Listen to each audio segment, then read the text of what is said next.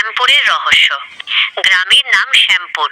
ছোট্ট গ্রাম, চারদিক জঙ্গল আর বাঁশঝাড়ে ঘেরা।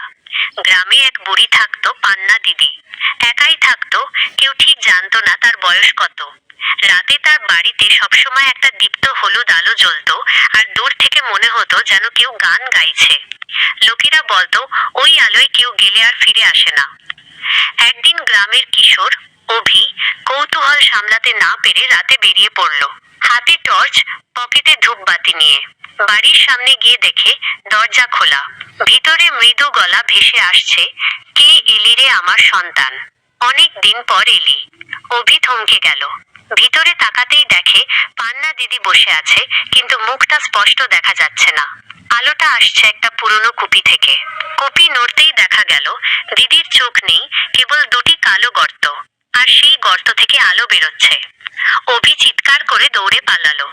সকালে লোকেরা গেল দেখতে, বাড়িটা একদম ফাঁকা, দেওয়ালে শুধু একটা লেখা ঝুলছে, আলোটা নিভিও না, আমি ফিরবো আবার। বুড়ি কি সত্যিই ফিরল? দেখতে হলে চ্যানেলটা সাবস্ক্রাইব করুন।